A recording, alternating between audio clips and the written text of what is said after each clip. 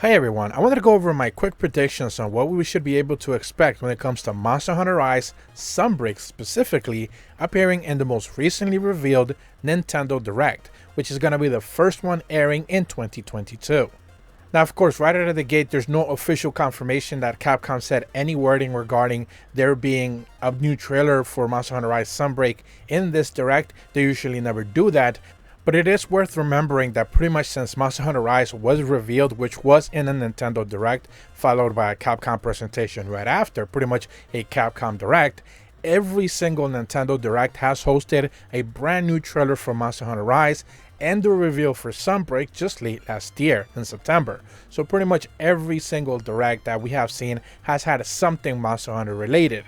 The only other two times that we saw Monster Hunter related stuff outside of a Direct was when Capcom held their very own presentation and in the two most recent Game Awards hosted by Jeff Keighley. Those pretty much are like guaranteed places where you're going to see anything Monster Hunter related. So Directs are pretty much the only place that you should really be expecting anything brand new Capcom related when it comes to Monster Hunter Rise, because still, although this game is going to be appearing on PC, the Nintendo Switch is still the flagship console for this title.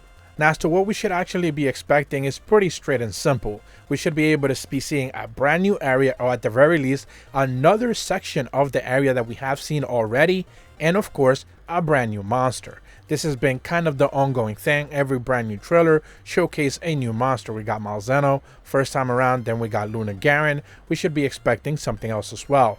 Now, the only reason why I'm a little bit hesitant when it comes to a new area being showcased is because in the very own descriptions that they have kind of been reposting and repasting in their official Twitter account, there's one specific post that stands out above the rest. I'm going to leave a link in the description below for it, and you're going to be seeing that on screen right now.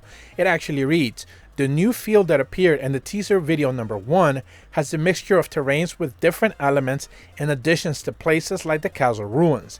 There's monsters that habitat in each one of these areas, standing separately." So in this post, which they have posted, I believe, a multiple set amount of times, they pretty much tell us that in that area, which we saw now the last two trailers, which presumably is going to be the home base that we're going to be exploring into whatever these new monsters are, they're saying that it's divided into different terrains. And as of right now, I don't necessarily know what to make of it when it comes to the makeup of what Monster Hunter Rise usually has been.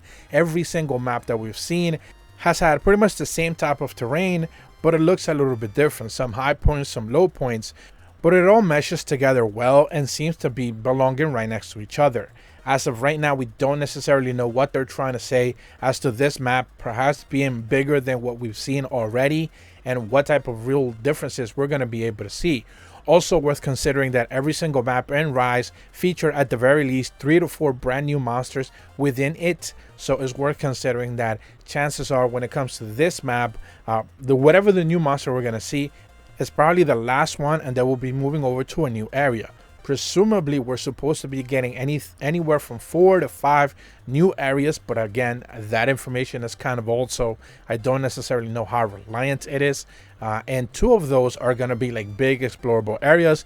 The other 2 are going to be boss arenas like we saw in Rise. So you can check off a new area, or perhaps more of this same area with a brand new section of it, which you haven't necessarily seen, and of course, a brand new monster. That's all well and good.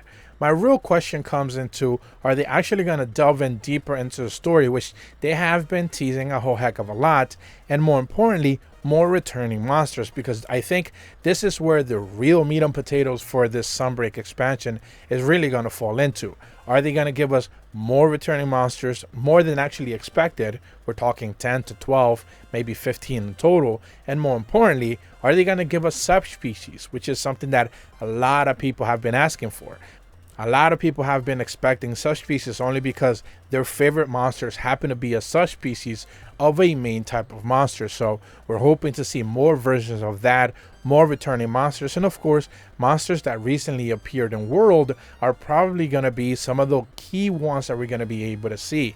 Now, with all that said, I think there is some type of expectation that any sort of guild mechanics from previous games, Monster Hunter 3, Monster Hunter 4, which people really loved, might be making a comeback. There's been a lot of discussion as of that recently with the recent post where they talked about perhaps guild bombs returning, or at the very least the hint of that. So any sort of guild initiation returning makes it seem like we might be able to get monsters from older games. They have talked about originally that they were gonna like resurface older monsters that we haven't seen in a while. So it's another one of those signifiers that whatever it is that we get on top of new monsters, new areas, these old monsters are going to be returning, are monsters that people are definitely asking for, but perhaps not the main ones that they want, like Nargacuga. I think that monster at the end of the day, although a lot of people keep asking for it, I think is going to be one of those reserved for like World 2, Monster Hunter 6, whatever the wording that they're going to use for that title.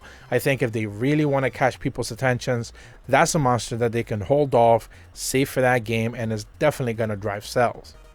But that's about really all the expectations that I have. I do expect this to be a rather short trailer. Every single Sunbreak trailer has been short. It's been about 50 or so seconds or so, up to a minute. And the direct, whatever, how long it's going to be, you know, you shouldn't necessarily be expecting a long look into anything. But a quick short trailer will be more than enough to satiate something that a lot of people are definitely expecting to see more of. If you're brand new to my channel, be sure to leave a like and subscribe, hit the bell to receive notifications when the videos go up, and as always, thank you so much for watching. See ya.